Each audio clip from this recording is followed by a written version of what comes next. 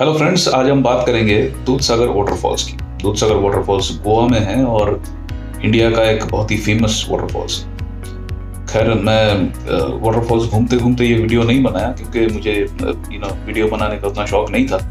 लेकिन मेरे साथ कुछ एक्सपीरियंस हुआ ऐसा कि मुझे लगा कि वीडियो बनाना चाहिए ताकि बाकी लोगों को भी पता चले इस बारे में। अब बात ये हुआ था मेरे साथ कि मैंने भी यूट्यूब में बहुत सारा वीडियोस देखा और डिसाइड किया कि कैसे जाना है, नहीं जाना है। तो मैक्सिमम वीडियोस जो मैंने देखा उसमें वो ट्रेकिंग करके जाने की बात की। ठीक है, कुलेम स्टेशन जो है दूधसागर वाटरफॉल से 12 किलोमीटर दूर। ठीक है, मडगांव से अगर आप जाएंगे तो पहले कुलेम आएगा, फिर दूधसागर आएगा और फिर कैसल रॉक करके और एक स्टेशन आएगा। और आप उधर से आ रहे हैं कैसल रॉक से, तो कैसल रॉक से लगभग ये 15 किलोमीटर से दूधसागर वाटरफॉल्स। तो कुलेम से 12 किलोमीटर जो डिस्टेंस है दूधसागर की, वो ट्रेकिंग करते हैं लोग।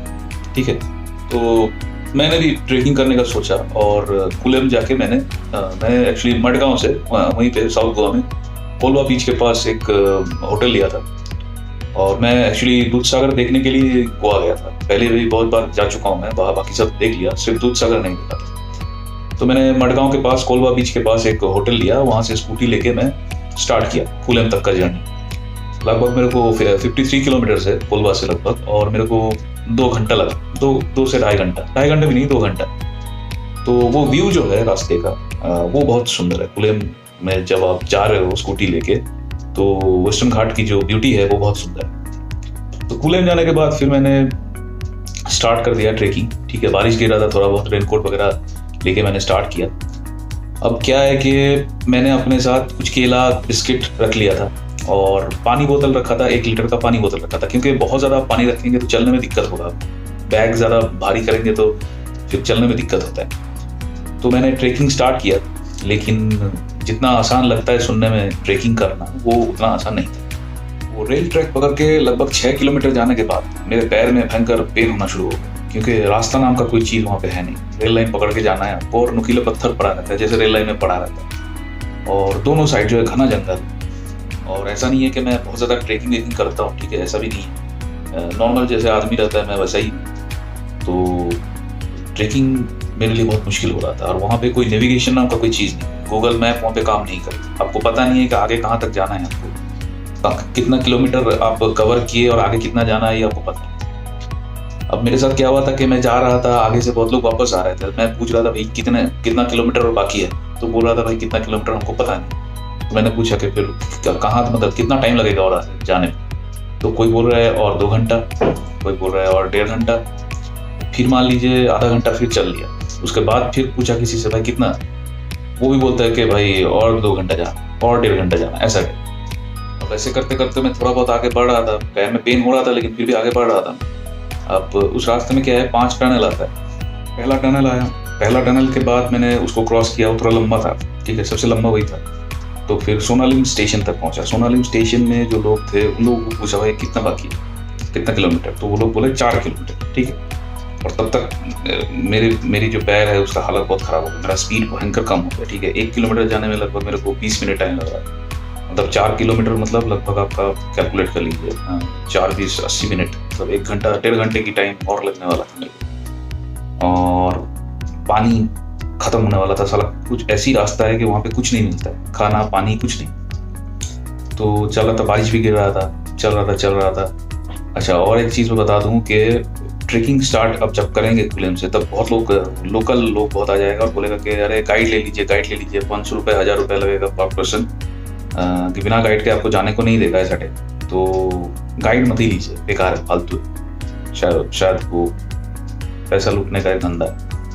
तो सोनालिम स्टेशन से मैं आगे बढ़ना चालू किया और सेकंड टनल क्रॉस किया। सेकंड टनल क्रॉस करने के बाद लगभग मेरा चलने की हिम्मत एकदम जा रहा था, खत्म हो। और सबसे बड़ा प्रॉब्लम ये था कि मैं अकेला था, ठीक है। शुरू में 1-2 लोगों को मैंने बोला था कि चलिए एक साथ करते हैं, लेकिन वो रेल लाइन में आपका स्पीड अलग अलग है, एक आदमी का अलग अलग स्पीड है। तो वो लोग जो है वो आगे निकल गए थे और मैं पीछे पड़ गया था। तो थर्ड टनल के बाद आके मेरा पैर जो है वो जवाब दे, क्योंकि मेरे को बार बार यही टेंशन हो रहा था कि मेरे को वापस भी जाना है। और हाँ, मैंने ट्रेकिंग जो स्टार्ट किया था वो लगभग 11:45 बजे स्टार्ट किया था, ठीक है। और मैं थर्ड टनल तक जब पहुंचा तब 1 बज रहा था, 1 या 1:15 ऐसा बज रहा था, लगभग 2 घंटा मैं चल चुका था ऑलरेडी। 2 ढाई घंटा मैं ऑलरेडी चल चुका था, ठीक है। और मैंने कैलकुलेट करके देखा कि अभी भी मेरे को 2 से ढाई किलोमीटर जाना है। 2 किलोमीटर तो जाना ही पड़ेगा भाई। अब 2 किलोमीटर जाने में मेरे को लग जाएगा और 1 घंटा। वहाँ से फिर मेरे को 3 घंटा, 3.5 घंटा, 4 घंटा ट्रैक करके आने में मेरे को 5 बज जाएगा। 5, साढ़े 5, 6 तक बज सकता है। और वो जंगल एरिया है, और मैंने ये भी सुना है कि वो उसमें चीता वीता भी निकलता है। तो ये सब सोच के मैंने डिसाइड किया कि मैं और आगे नहीं बढ़ूँ, और वहीं से मैं फिर वापस आना चालू किया। आने के टाइम में क्या बताऊँ आपको, मेरे को भयंकर प्रॉब्लम हो रहा था। मैं चल रहा था एंड चल रहा था, मतलब मेरे को पहुँचना है करके चल रहा था। बहुत ही मेरे को मुश्किल फील हुआ। तो अगर आप रेगुलर ट्रैकिंग नहीं कर रहे हैं तो सोचिएगा, 2-3 बार सोचिएगा ट्रैकिंग करने से पहले, ठीक है। और ट्रैकिंग करना ही है तो एटलीस्ट 2-3 लोग मिलके कीजिएगा, अकेला तो बिल्कुल मत कीजिएगा। क्योंकि मैं जब वापस आ रहा था वहाँ से 3rd टनल के पास से, तो कोई नहीं था, लिटरली वहाँ पे कोई नहीं था। मैं पूरा इधर 1 किलोमीटर पीछे, 1 किलोमीटर सामने तक मेरे को कोई नहीं मिल रहा था। अब ले दे के मैं समहाउ वापस पहुँचा जहाँ से मैंने स्टार्ट किया, ठीक है। और वहाँ पे पहुँच के दुकान में बैठ के थोड़ा पानी वानी पी रहा था। तो उनको मैंने बताया, वो दुकानदार को मैंने बताया कि ऐसा है, मैंने कंप्लीट नहीं कर पाया। तो उसने मेरे को फिर बताया कि आप ट्रैकिंग किए थे, ठीक है, लेकिन ट्रेन में भी आप जा सकते थे। तो मैंने उनको बताया कि ट्रेन का टाइमिंग वगैरह क्या है, क्योंकि मुझे कहीं पे यूट्यूब में और ब्लॉग्स में कहीं पे मुझे ट्रेन का परफेक्ट टाइमिंग कहीं पे नहीं पता चला था मेरे को। तो उन्होंने मेरे को बताया कि कुलम स्टेशन में जाइए, वहाँ से पता कीजिए। मैंने फिर कुलम स्टेशन गया और वहाँ पे टिकट काउंटर में जाके पूछा। उन्होंने मेरे को बताया है कि आपको अगर दूधसागर जाना है तो दूधसागर तक का बुकिंग आपको नहीं मिलेगा, क्योंकि दूधसागर में स्टेशन में प्लेटफॉर्म टाइप का कुछ नहीं है। वो ट्रेन की जो आउटर होता है वैसा टाइप का, लेकिन वहाँ पे ट्रेन रुकती है। क्यों रुकती है? क्योंकि वहाँ पे क्रॉसिंग है। क्रॉसिंग का मतलब क्या है कि कुलम से दूधसागर तक का जो लाइन है, ट्रेन लाइन, वो है सिंगल लाइन, और फिर दूधसागर के बाद वो डबल लाइन होता है। इसलिए वहाँ पे क्रॉसिंग रहता है जहाँ पे ट्रेन रुकती है। लेकिन अगर आपको बुकिंग करना है तो कुलम से कैसल रॉक तक का बुकिंग करना पड़ेगा, और ये बुकिंग IRCTC ऐप के थ्रू आसानी से हो सकता है। आप कैसल रॉक तक का बुकिंग कर लीजिए और फिर दूधसागर में जो ट्रेन रुकेगी तो वहाँ पे उतर जाइए। लेकिन वो स्टॉपेज जो है बहुत कम समय के लिए होता है, सिर्फ 15-20 सेकंड के लिए। तो उसी टाइम पे आपको उतरना है, ठीक है, पहला पॉइंट। अब दूसरा पॉइंट क्या है कि अब ट्रेन का जो टाइमिंग है, ठीक है, कुलम से कैसल रॉक तक जाने की, वो हर दिन नहीं रहता है। जैसे मतलब आपको जाने का ट्रेन मिलेगा, आने का नहीं मिलेगा, या उधर से मतलब आने का ट्रेन मिलेगा, जाने का ट्रेन नहीं मिलेगा, एक ही दिन में 2 बार, ठीक है। या टाइमिंग बहुत गड़बड़ रहता है, रात के 1 बजे 2 बजे आने का ट्रेन है, हाँ, फिर सुबह के 1 बजे जाने का ट्रेन है, ऐसा टाइप का रहता है। सिर्फ हफ्ते में गुरुवार या थर्सडे ऐसा दिन है जहाँ पे आपको आने का एंड जाने का ट्रेन प्रॉपर टाइमिंग में मिलेगा, ठीक है। 7:55 को आपको मिलेगा कुलम से कैसल रॉक तक जाने का ट्रेन, ठीक है। 7:55 में आप कुलम में चढ़ सकते हैं, या 7 बजे आप मडगांव में चढ़ सकते हैं। वो ट्रेन लगभग 9 बजे कैसल रॉक पहुंचता है। उससे पहले ही मतलब आप मान लीजिए 8:30 बजे वो दूधसागर जो क्रॉसिंग है वहाँ तक पहुँच जाए। तो आराम से आप उतर जाइए 8:30 बजे। वहाँ से उतर के फिर आपको बैक आना है, ठीक है। बैक आके दूधसागर फॉल्स देख के फिर 11:35 को कैसल रॉक से फिर एक ट्रेन छोड़ता है, और वो लगभग आप मान लीजिए 11:15 तक वो दूधसागर क्रॉसिंग तक आ जाएगा, और वहाँ पे फिर रुकेगा। वहाँ पे चढ़ के आप कुलम तक आ जाइए, या मडगांव जाना है तो मडगांव भी डायरेक्ट आप जा सकते हैं। ये बात स्टेशन मास्टर ने मेरे को बताया। फिर वो बात मान के मैंने नेक्स्ट वीक, जिस हफ्ते में मैंने ट्रेकिंग किया था उसके नेक्स्ट वीक गुरुवार देख के मैंने फिर गया वो देखने मुंबई से। मतलब क्या है कि मैंने मंगलवार को निकला रात को, बुधवार को पहुंचा, बुधवार होटल में स्टे किया, और एकदम गुरुवार सुबह चला गया मडगांव स्टेशन, ठीक है, 7 बजे की ट्रेन पकड़ने के लिए। फिर वो ट्रेन पकड़ के मैंने दूधसागर में उतरा, वहाँ से दूधसागर फॉल्स गया। दूधसागर फॉल्स वहाँ से हार्डली 10 मिनट, ठीक है, एकदम पैदल चल के 10 मिनट दूधसागर फॉल्स मैंने देखा। फिर वहाँ से लगभग 2 घंटा मैंने बढ़िया से देखा दूधसागर फॉल्स। वहाँ से फिर मैंने 11:35 11:40 को फिर वहाँ पे फॉल्स में चला गया, और वहाँ से फिर आने का ट्रेन मतलब कैसल रॉक से ट्रेन छोड़ा, वो ट्रेन पकड़ के मैंने फिर मडगांव वापस चला गया, ठीक है। तो ये बहुत इजी था मेरे लिए। नेक्स्ट वीक मैंने जो सफर किया, मेनली वो जो ट्रेन की बात मैं कर रहा हूँ वो है अमरावती एक्सप्रेस, ठीक है।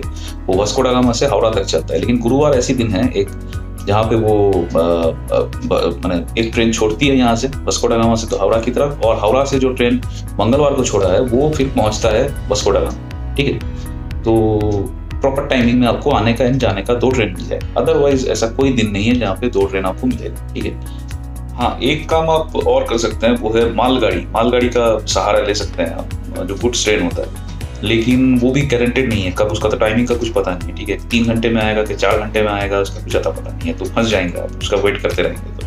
तो इससे अच्छा है कि जो प्रॉपर ट्रेन की टाइमिंग है उस हिसाब से जाइए और अपना सफर जो है कंप्लीट कीजिए। अच्छा, और एक चीज मैं आपको बता दूं कि दूधसागर का और एक व्यू पॉइंट भी है। ठीक है, कुलेम से छोड़ता है गाड़ी, कुलेम से या आसपास से छोड़ता है, एग्जैक्टली मैंने गया नहीं तो मेरे को पता नहीं। स्कॉर्पियो या टाटा सुमो छोड़ता है, पर पर्सन वो लोग शायद 300 या ऐसे कुछ लेता है, और वो और एक व्यू पॉइंट तक लेके जाता है। वहाँ से आपको दूधसागर का फुल व्यू मिलेगा, मतलब जो 5 लेयर्स है वो पूरा देखने को मिलेगा। रेल ब्रिज के ऊपर से क्या है 3 लेयर्स देखने को मिलता है, और बाकी का जो 2 लेयर है एक्चुअली वो छोटा है, ना अट्रैक्टिव नहीं है, लेकिन जीप से जाएंगे तो वो आपको पूरा दिख जाएगा, लेकिन छोटा दिखेगा, बहुत दूर से दिखेगा।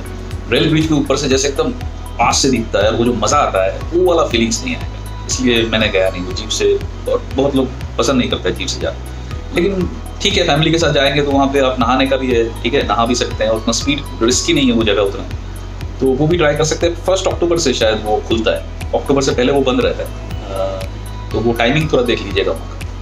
तो अल्टीमेटली जो लोग ट्रेकिंग नहीं कर सकते उन लोगों के लिए ट्रेन ही सबसे अच्छा उपाय है। तो काइंडली एक बार आने से पहले IRCTC ऐप में जाके train from Kulem to Castle Rock and Castle Rock to Kulem देके चेक करके, मेनली जो मैंने बताया, जैसे मैंने बताया गुरुवार को ही होता है, ट्रेन चेक करके फिर टिकट बुक करके फिर आइएगा एंड दूधसागर का आनंद लीजिए।